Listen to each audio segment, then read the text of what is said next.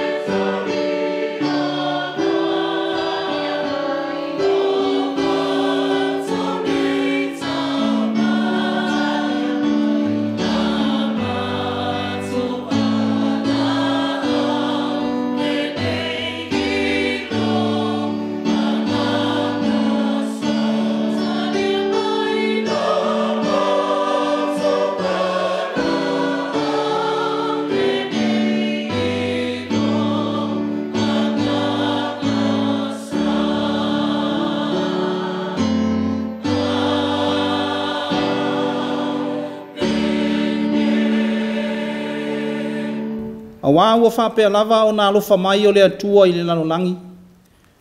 Ua ia au mai ai lona atali I e tō tasi. Ina ia le whano se tasi e whātua ia te ia.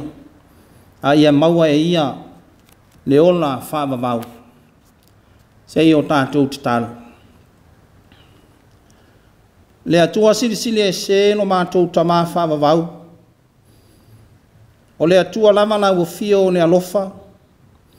O lena e mua I alofa mai a te I mātou, e ala I lo wano pele tō tasi o Yesu Keriso. A o mātou whaasifo atu I lau o fio I lenei tai au fou o lo wasapa ia, e ala I lenei Tapua'iga. O mātou wafe atu mawala au atu I lau o fio. Se ia e a fio maia, ma mafutaina I mātou, e ala I lo wanganga pa ia. Wha atotoa ai lo mātou le atotoa, ma whaatumuina ai lo mātou ngao whaaleanganga. Ina I o mātou whai ai o le nei Tapua'iga I ne anganga ma le whaamaoni I lau o fio. Ma ia I watu o mea uma o mātou whai ai lovi inga, ma lo mamalu e whaavavau. O la mātou mua I talo lea, mua natu ia Yesu Keriso lo mātou oli I whaola. O le ua pule whaatasi ma lau o fio I le mafutanga e whaavavau. Whaavavau lava. Ameni. O le vi inga o le atua, o le atatou pipese atu ai, o le pese whaase lau ma le lua. Whaase lau ma le lua, le vi inga o le atua, tatou te pipese atu ai.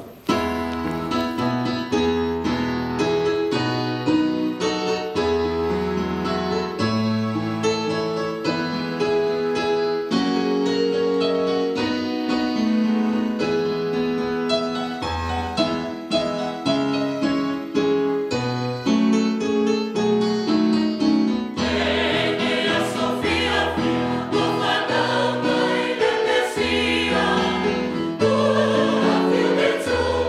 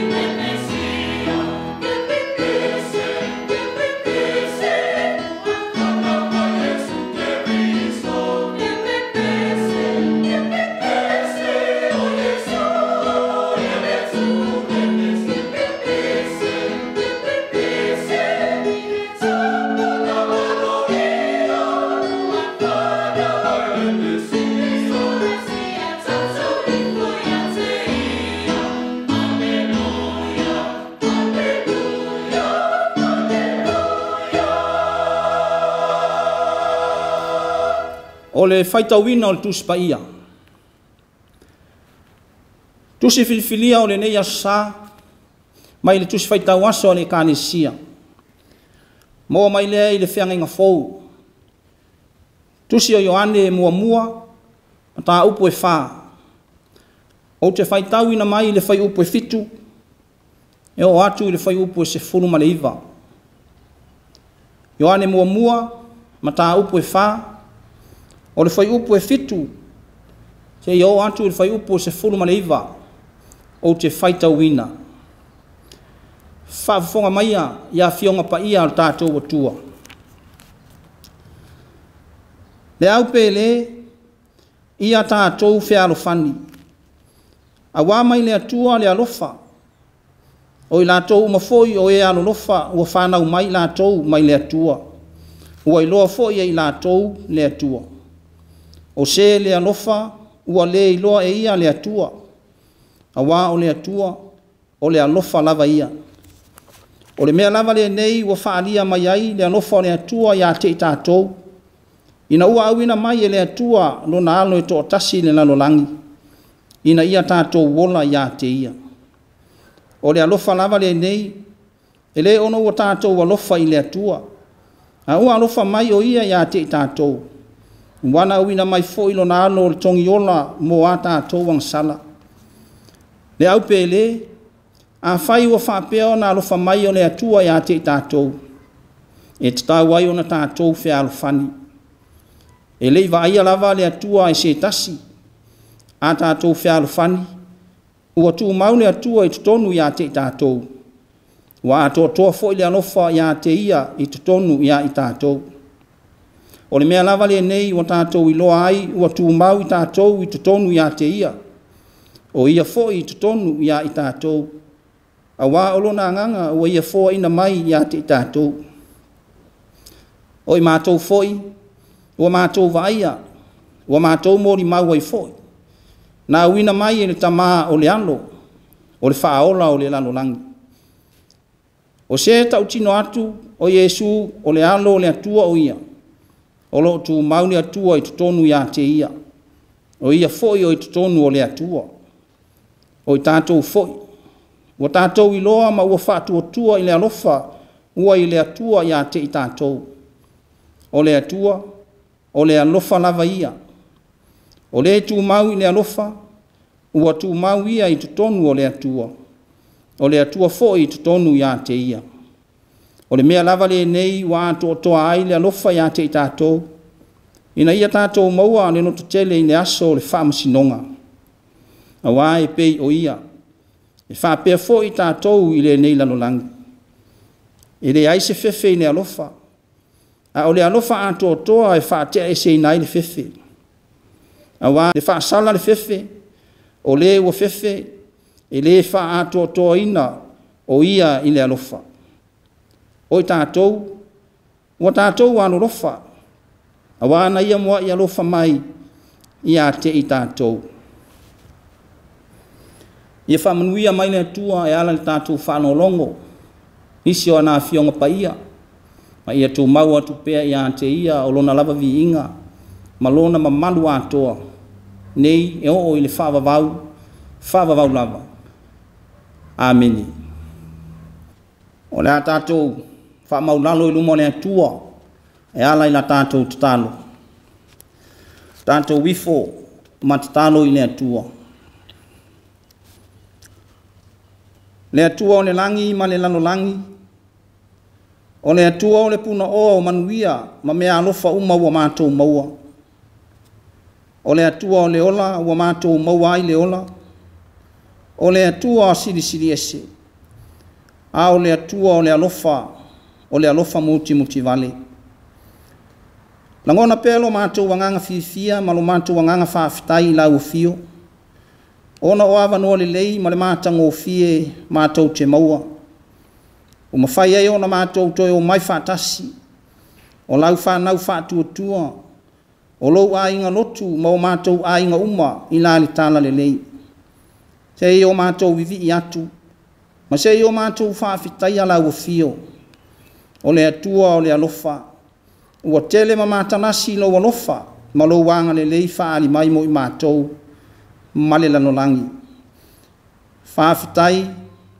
Whaafitai tele le atua a wawa mātou vaia le soifua manuia o lau kālesia. Mai lava I taitai I tamā matina o awao mati a kono mo lātou taitolua. O urunga lii tupulanga talavou I tama mateine se ia o lava I whanau.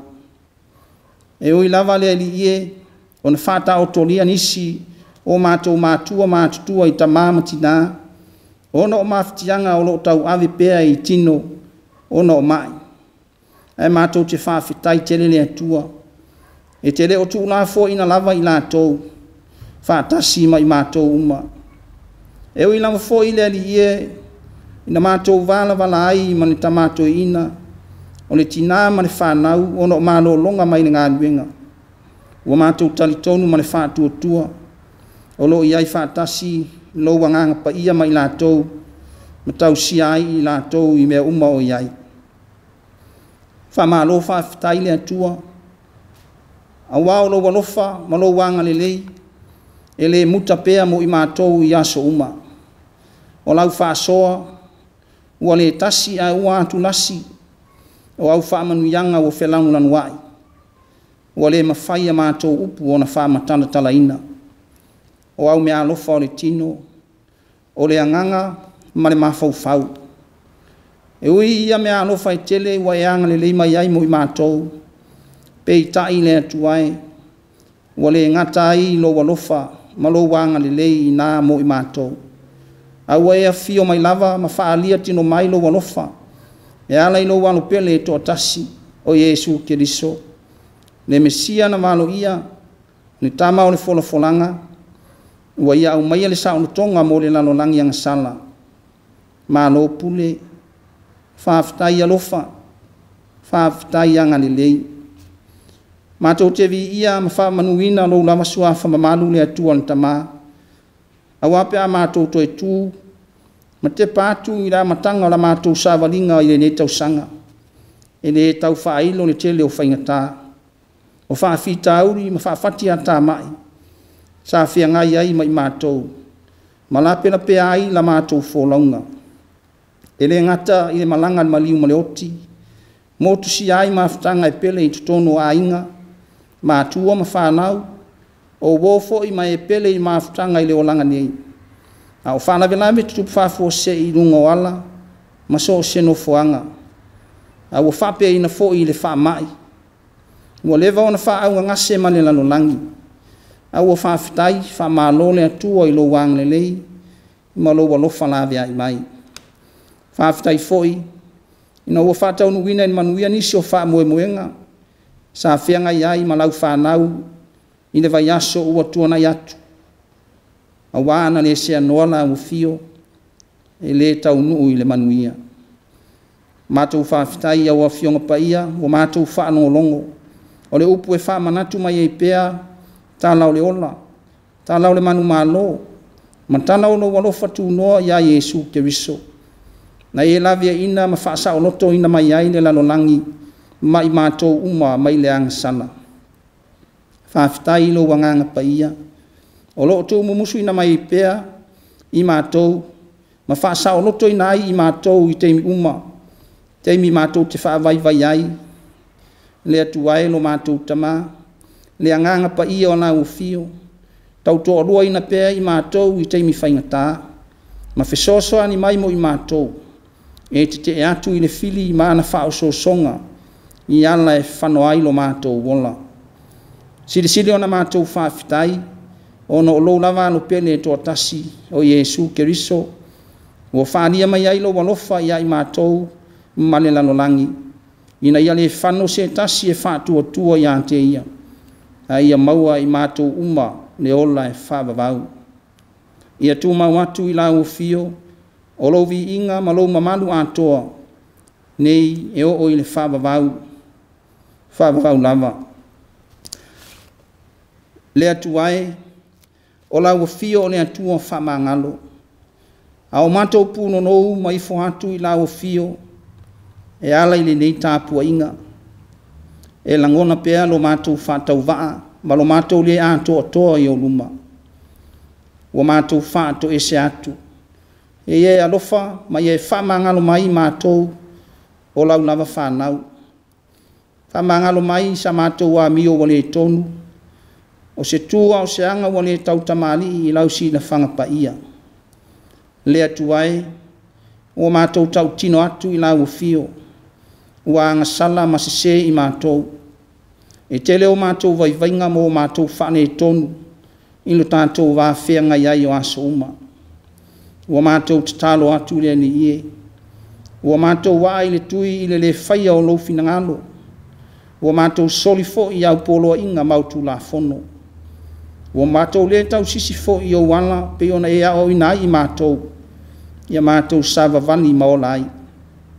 Nea tuai, mātou te wha maulalo ma whaato e se atu. Se i alofa ma wha mangalo mai i mātou o lau lava whanau. Mātou te tau tino atu fo i le li ia i o luma. Te le teimi o mātou le ngā wai atuai i lau fio. A ua whaia lava o mātou loto. I mea mātou te mana nao iai. Te le foi teimi o mātou le wha maoni ai. I lo mātou wola wala auina. Pe iona e tau tino. Ma i o mātou tau tō atuai i lau fio. Ina i o mātou wola ma savavani ai. O tofi manti ute. Na e tutofi ai mātou. Tutono a inga. O tutono whanapa putonga. I ngā nuenga. A ua whapeina fo i tutono lau tala ni lei. Ua le ai lava se whamaoni mo i mātou. Neni ie, se ie whamangalo mai i mātou o lau whanau. E foi taimi o mātou le fia fia e mori mau i lo alofa. E ala ia Yesu Keriso. O winga mamionga mātou te whania.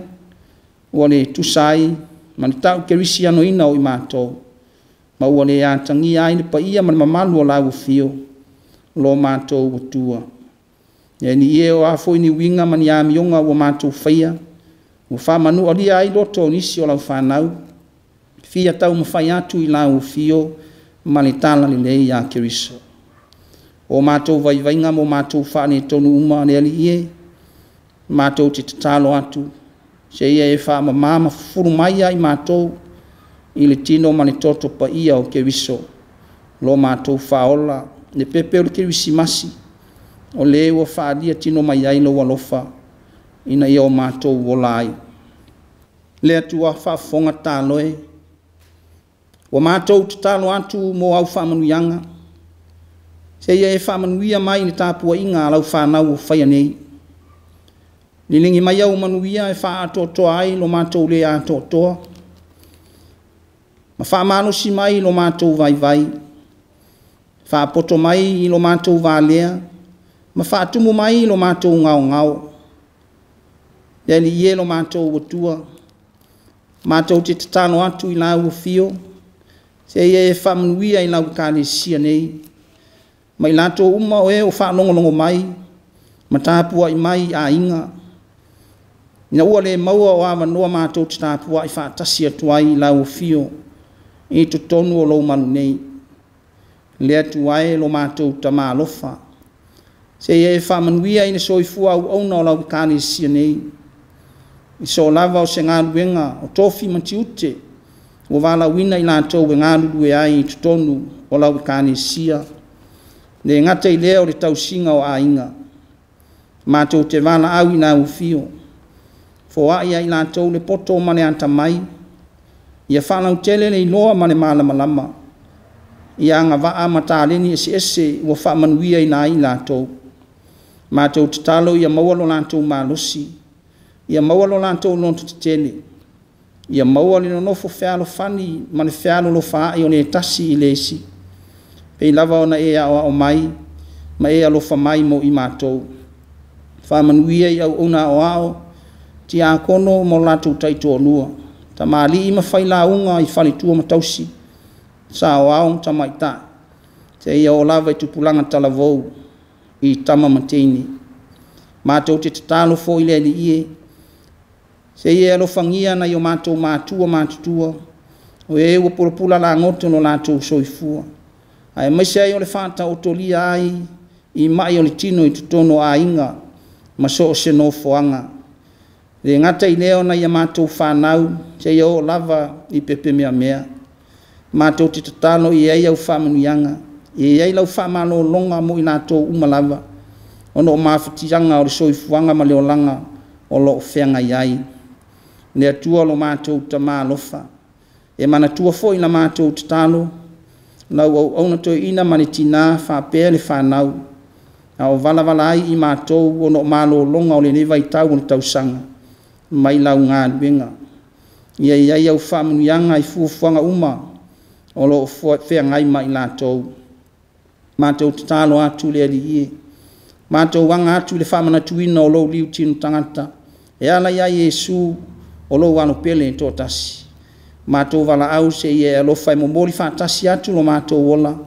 na ia o mātou wauria I le manuia ma le fia mai lau fio mātou tatalo le ali ia se ia lave ai mai mātou mai whalave e la matia ai lo mātou ola ai maise o lo mātou tu ina atu o lau fio le atu ai si o mātou watu nu o Samoa ai maise o atu motu o le Pasifika o mātou vava ai atu I whalave whale nā atua o whao matangi o lo longa o a fia ai I nātou ai maise fo I o le nei wha mai o a fia ai le lalolagi I le soifua ma le ola mātou te tatalo le ali se ia e malu puipuia I nātou malave ai atu a wawa mātou talitonu o lau fio o lo mātou malu a papa mātou te malu ai taimi whaingata te ia e lave ai atu mo I nātou whamanuia I lau kānesia kerisiano ma lau whātua I le lalolagi tai foi o kānesia uma I so se whantawhai taulanga mātou tatalo se ia e whamanuia I le nei atu nuu o ni usila o mātou no nofo ai ai maise foi nei o mātou a inga o au mau masa ini manuia le ngata I lea o atu nuu o le lalolagi o lo no nofo mau ai I nātou mātou tatalo le li e ia e whamanuia I le nei aso sā ma le anu o lautala le lei ia iai lo alofa ma lo wanga le lei I tutono e kānesia ai maise o au ona o e o fola I lautala le lei ia whapeina fo I lātou o e whaanongolongo ia alu ma le mana la upu ina ia tā oso I pia le ola whātua ma le ola taitonu o lau whanau I lou alofa mai pe a mātou whaanongolongo I lou finangalo I le nei aso sā au mai amo I mātou o le noto maulalo ma le noto matala mātou te talia ai au a fionga na ia o mātou I loa o na ola I lou alofa whaalia mai mātou te manuia ai o a mātou te tālo ia o mātou wala au whātasi atu e ala ia Yesu Keriso o lo mātou wali I whaola Ameni o le vi inga o le atua o le a tātou pipese atu ai o le pese tolu se fulu ma le fitu le vi inga o le atua tātou te pipese atu ai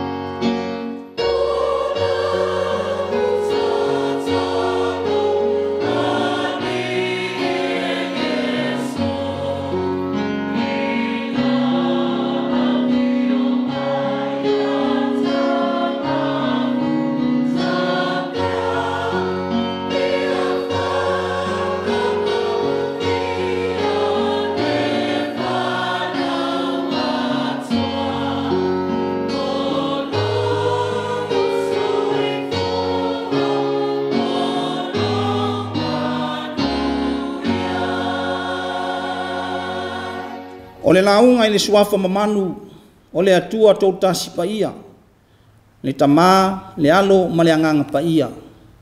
Ameni. Ua maua le matua o le launga, ma le tusi faitau o le neia sa, ma le tusi faitau aso o le kanesia. Mai le whea inga fou, tusi o Ioane mua ma tā upu E.F.K.A.S. Ua filifilia le whai upu iwa, e whai mamatua o le launga o le neia sa. Whaafonga maia, o te toi whaitau ina. O le mea lava le nei ua whaalia mai ai le alofa o le atua i a te tatou.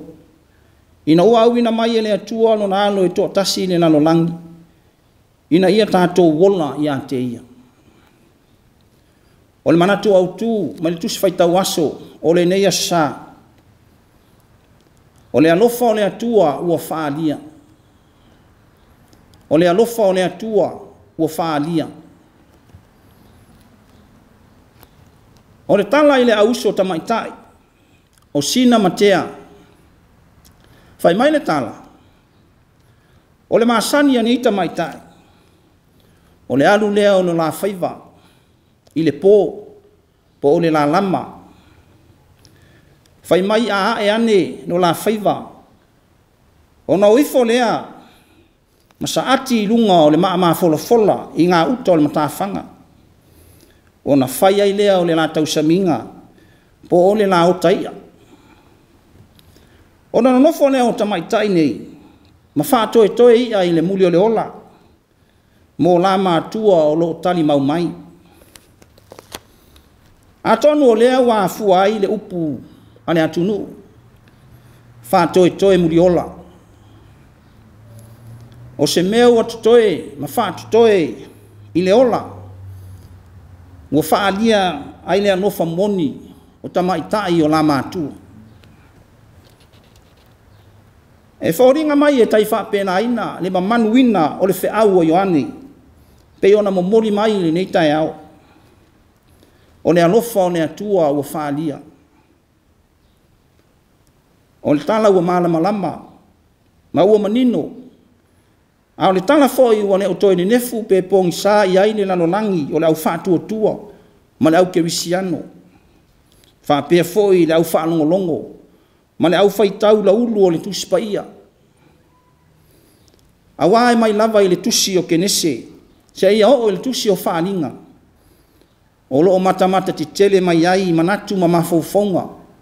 Whapea tusi tusinga, a tusi tala o le tusi pa ia.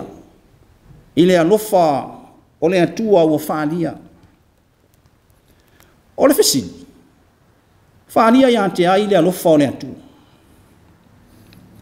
Manino mamalama lama ni talia Ioane, pe ona au mai i le matua o le nei tai au. O le mea lava le nei ua whaalia mai ai le alofa o le atua ia te tatou. Ina ua auina mai e le atua Lona Alo e toa tasi i le lalolagi. Ina ia tatou wola ia te ia. O le alofa o le atua ua whaalia mai i Lona Alo e toa tasi. O ailea. O Yesu Keriso. O le alo e toa tasi o le atua, sa wha toe muriola i le atua. A ua whaalia mai ai Lona alofa i le lalolagi. Ina ia o tatou wola ia te ia. O se alofa ina matua te le o le nei alofa. O se alofa ina matua siri ese. O se alofa ina matua wha maoni. O le alo e toa tasi. Sa pele i le atua. A ua foa i mai e le atua ina ia o tatou wola ai. E le to e tau wha ilo. Le alofa o le atua. Pe ona mua i tā ua. E mai lava i le tusi o kenese e o i le tusi o whaalinga. A wā o le alofa o le atua. Na whaavai na i le fofuanga i le amatanga. Na amata ai o na whaia mea uma e le atua. Wa tātou mori mau ma vaia. E o lava i le tangata soifua. O ngā ruenga te tele. O vāvenga o fofongia. O whaalinga o vaia ma mori mawina. Peita. Ua le ngata i nā le alofa whaalia o le atua. Au o lava ilona alo pele to tasi. Sa pele ia te ia. Ma fa toe muli ola ia te ia. Ua ofo ina mai. Ona o lona alofa ina ia whaola ina oe mao mane lalolagi ato. I manatu ana usue Poto le tusipa ia. Fai mai ole evangelia a Ioane. O ia fo ilea o le tusitala na tusia ina le tusi lenei o Ioane mua. E ui le fesilingia ina o le taimi ma le aso na tusia ai ia tusi. Ai ole ale afa ina lea. Pau ole mea mautinoa. Pe atatou faitau ma sue loloto ia i nei tusi. O Matua le ai lava sona esenga. I le whātautonga ma le maniti ina o manatu o loo anga ia ia tusinga uma. O loo whaautu ma tō pito uma i le alofa o le atua. Whaalia mai ia Iesu Keriso. Lona alo e tō tasi. O le tusi rane ia Ioane mua. E maatele le manatu o nisi o lau sue Poto o le tusipa ia. O le tusi lenei na tusia i tau whai wiu o le senturi mua. O le Vaito'a tonu lea i le lofi atu ma le tele o mautala inga ese. Ma o onga tau whaasise. Ua tau mawhai e whaasise na aile taitonunga ma le whaatua tuanga o le kanesia. Po o le urua i kanesia. I le tala li lei ia Iesu Keriso le ano o le atua. O le tosi atu la Ioane. O lana moni mau ma lana apopo inga. Tusi wha maa losi atu i rau wha tua. Ma le kanesia tele. Ia po le urua i kanesia.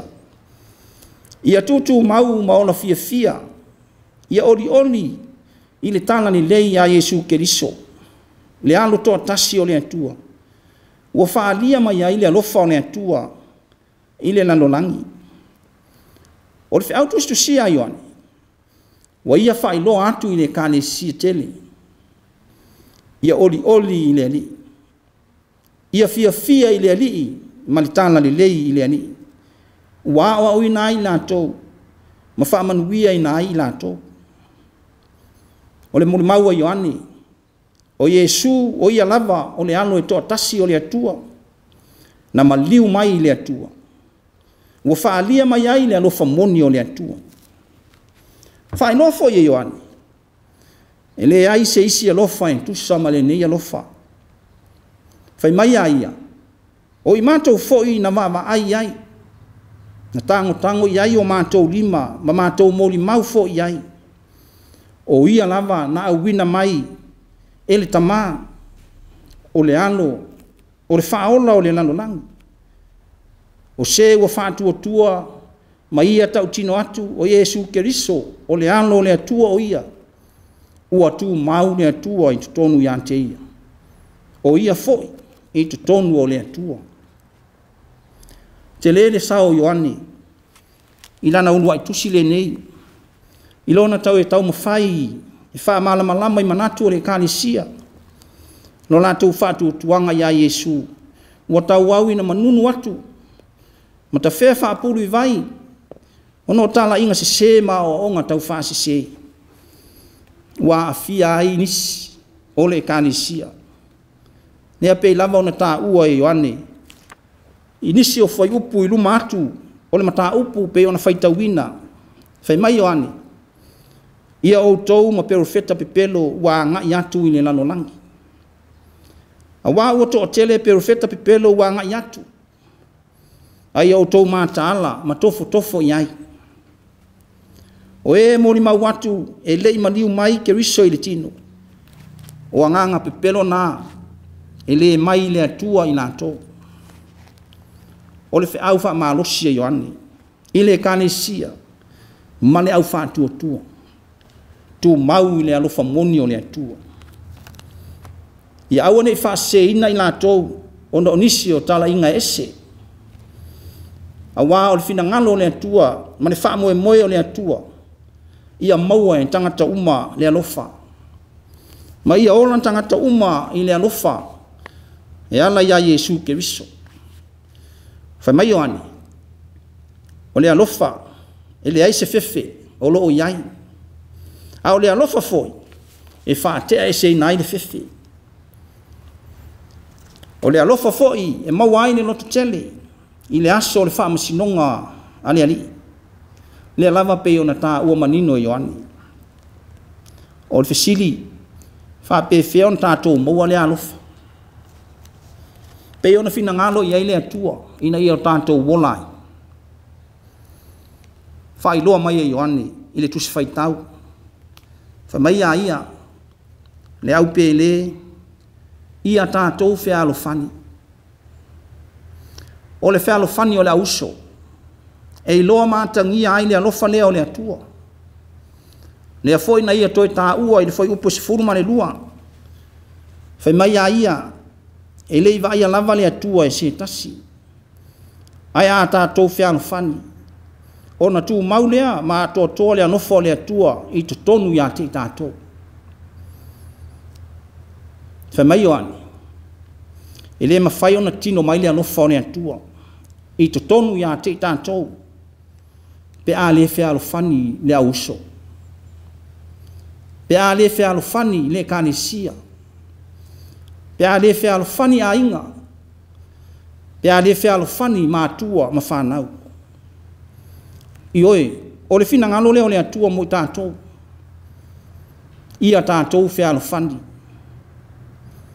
a e alofa atu i lo uso ua e alofa fo i le atua a e ita atu i lo uso ua e ita fo i le atua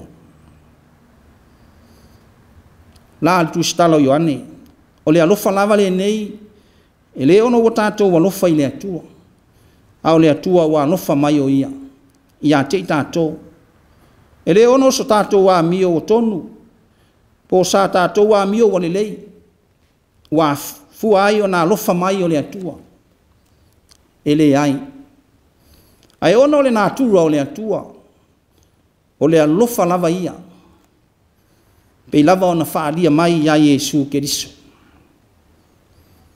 o le tūlanga ese leo tustusinga Ioane malana moni mau i lona whaamatala ina o le alofa o le atua whaali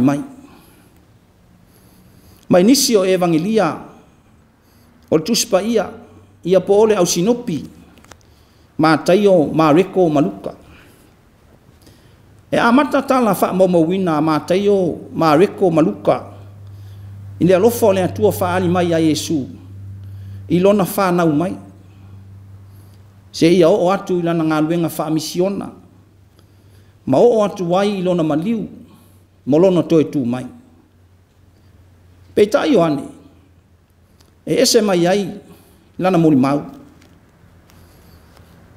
e amata ona whaamatala ina e Ioane tala o Iesu mai lava i le amatanga o ia o le upu sai le amatanga sai le atua o ia foi o le atua o ia o le malamalama na wha malamalama ina ai le pongi sao le lalolagi le alamanta ua Ioane i lana evangelia sai le amatanga le upu sai le atua le upu o le atua foi le upu pe a fua iai le mori maua Ioane ua manino mai ai sai iai lava Iesu le alo toa tasi o le atua i le amatanga sai iai le whaavaeina o le langi ma le lalolagi le amatanga le alava fo'i na moli mau iai perfecta o le whengainga tuai pe i ona walo ia e Isaia e whanau mai mo i tātou le tama u fo'i na mai mo i tātou le atali e ilona ua le malo e ingoa fo'i o ia o le sirisiri ese o le whaipule o le atua maalosi o le tamā o le whaavavau o le alii o le file mu o le tūlanga ese lea o le vaailu noto a Ioane malana mau i tala o Iesu le alo toa tasi o le atua ai ono Ioane o ia o le soo pele ma le soo alofaina o Iesu na whewha ua ai ma Iesu ma whaalangolango i le whatawhata o Iesu e a fuai ona malama lelei ma manino Ioane ia Iesu ma lona tupuanga. O ia o le alo en toa tasi o le atua. Sai le amatanga. A o ia fo'i o le atua. Ua liu tino tangata. Le nua o le atua malau whaafonga mai le ni tai ao. Le sa pati o le ali. O le whiau le nao le tala le lei a le ali. Ua wha manatu mai le tuistalo Ioane. Mo I tatou le wha nau o le atua I le ni tai ao. Ao tatou wanga atu I le ni Vaito'a. Ma le wha tali atu le o mai o le Kirisimasi.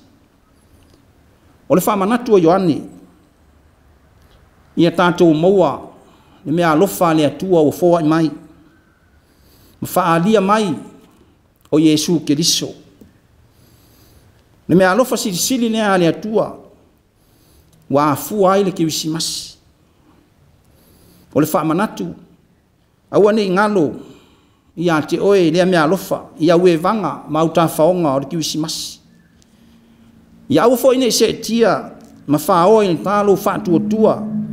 Ona o fia fianga o le Kirisimasi. Ai ngalo ai ia te oe maa umai tatou.